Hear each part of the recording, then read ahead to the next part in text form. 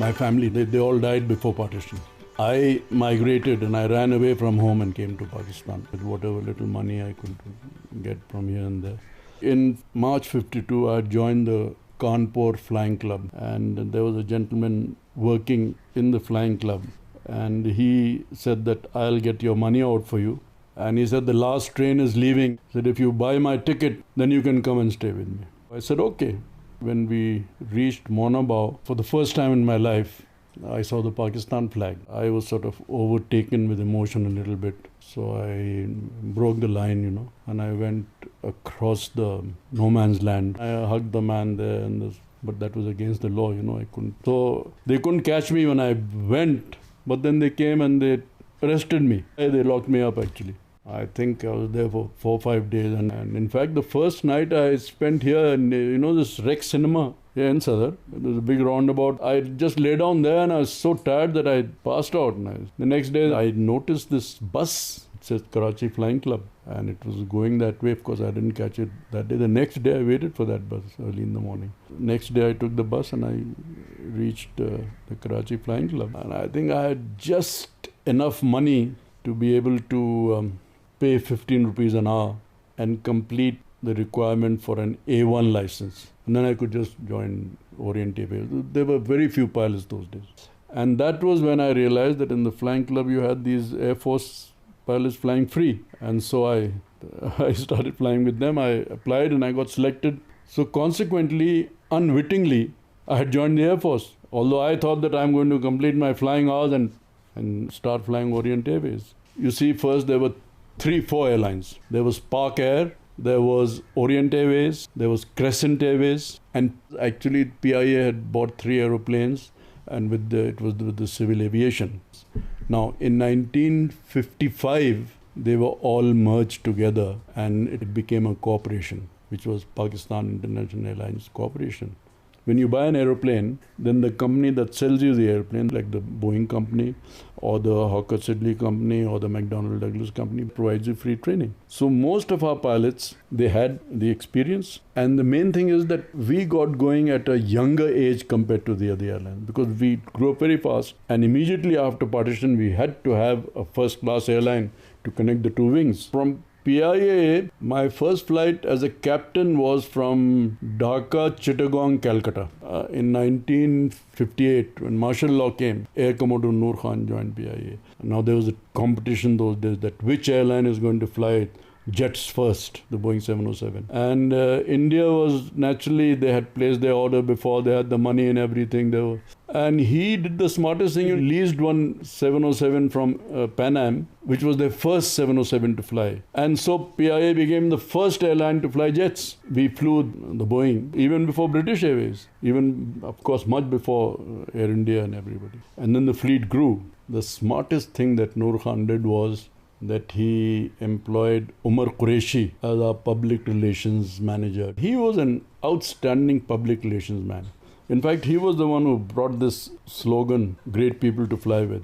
And then those days, since the spirit was there, PIA won so many awards. The best service between Tokyo and Karachi, 3-4 years, they won the best service award. PIA was the first airline in the world to introduce in-flight movies on the Karachi-Moscow run. PIA had so many firsts, and people were proud of being in PIA those days. And the main thing I feel was the uniform that the girls wore. When I joined the airline, they made a hybrid between the East and the West of a uniform. So the girls used to wear shalwar kameez, but then there was this very dandy cap with a little flag sticking out here. And then the shirt was green, shalwar was white. And it was designed, I think, by Pierre Cordon. I remember there was one James Bond movie. They specially asked that when they take their shot at the London airport, they wanted the PIA girls to pass through.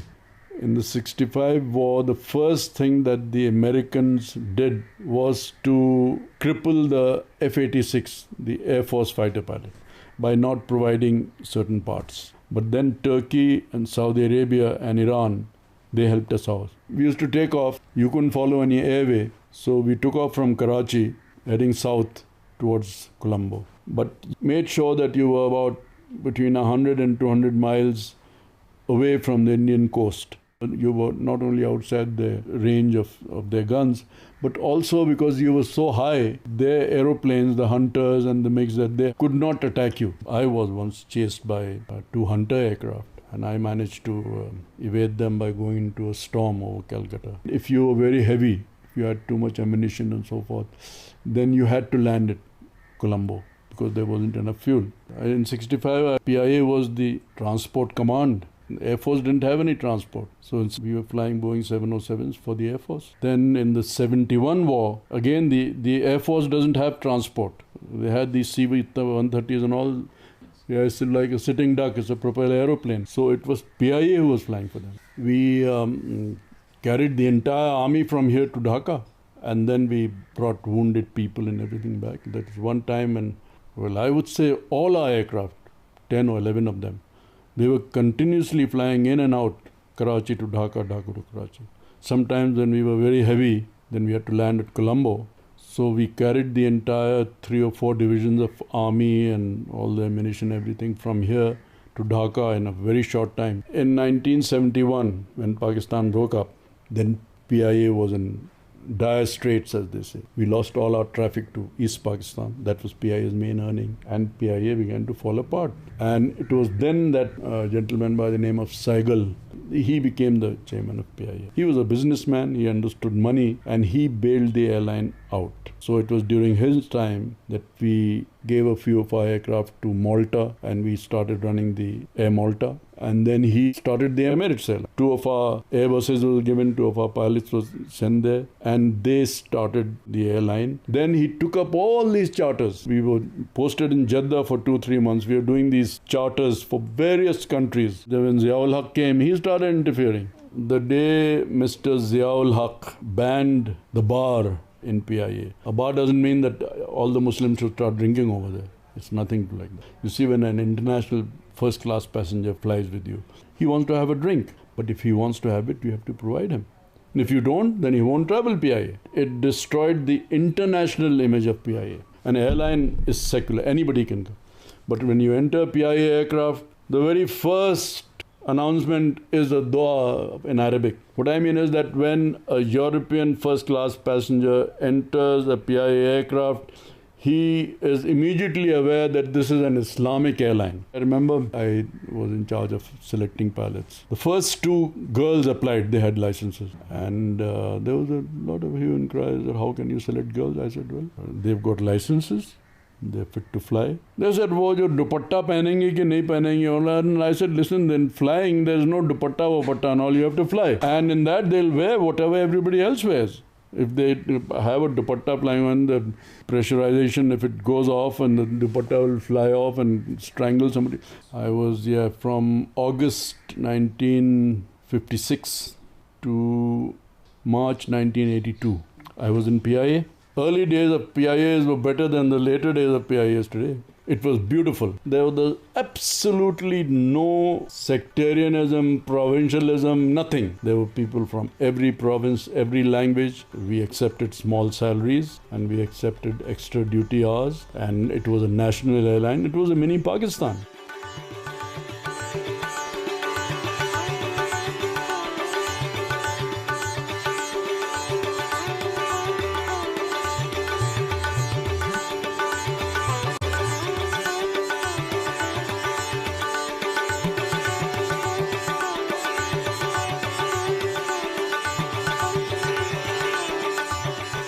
The first airline was Pak Airways, which was set up by my brother and his partners, and then was the Orient Airways. Then Pak Airways had a very, very big crash in which a lot of people died. And then that finished, and Oriental then merged with PIA, and PIA was born.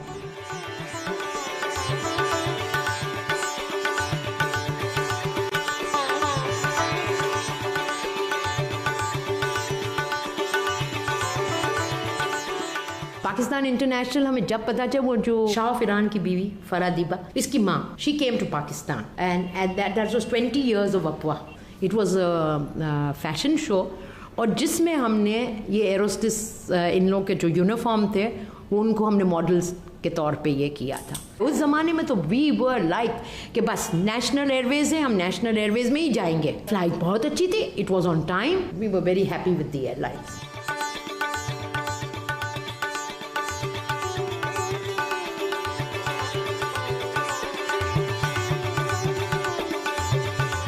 शुरू में pi बहुत अच्छा था, नए जहाज थे, बहुत where houses, बहुत स्मार्ट यंग और बड़ी प्रिटी सी होती थी। वहाँ मुझे याद है कि पीआई में यहाँ मेरी बहन की शादी थी, जो हम लोग आए थे और मैंने वॉमिट किया, तो वो 4771 का बड़ा ज़बरदस्त कलून मिलता था, तो उन्होंने पूरी बॉटल मुझे दे दी। सारे मैंने अपने स्प्रे की और उधर उन्होंने कहा कि you can take it. Pearls के छोटे छोटे सेट्स पहली फ्लाइट पे तोहफे में भी दिए लोगों को।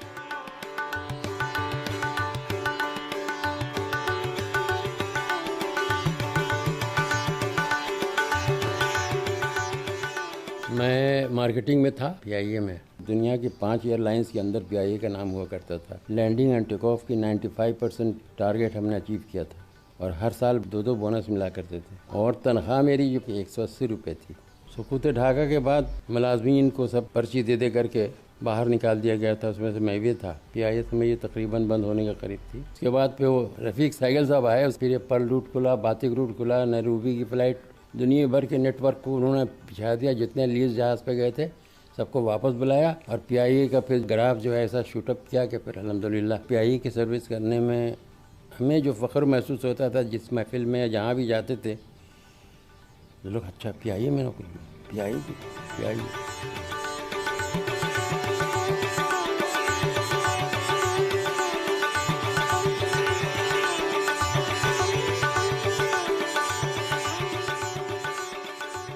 जब शुरू हुआ था तो क्या एयरलाइन थी। आपको पता है कि पीआईए के पास वर्ल्ड रिकॉर्ड था, fastest flight from Karachi to New York, the smoothest and the best. जैसे ही हम बैठे जहाज़ में हमें फ़ौरन स्वीट्स मिले। बताया गया कि देखिए ज़रूर मुंह में डाल लें क्योंकि जहाज़ जब ऊपर चढ़ेगा ना तो कान बंद हो जाएंगे, तो फिर वो थोड़ी देर में खुल भी जाएंगे। और वाकई वही हुआ, वो ऑफ़र हुआ। फिर उसके बाद वो ड्राइंग के कलर पेंसिल्स और ड्राइंग बुक्स ला करके हमें दी, तो हमने कहा कि अब ये वापस देंगे। उन्होंने कहा नहीं ये आपकी है, आप रखें। ओह क्या डिलाइट्स। हर बच्चे को कुछ ना कुछ गिफ्ट मिल रही है और इतना बताया जा रहा है, अब हम यहाँ से जा रहे हैं, अब ये हो रहा है, हम इतने हाइट पर हैं, और एक अटेंशन देना। और आपको पता है पीआईए के पायलट्स तो हमेशा सेवन, आज तक भी वही हाल है कि प्लेन लैंड कर जाता है, आपको पता नहीं होता प्लेन लैंड करके।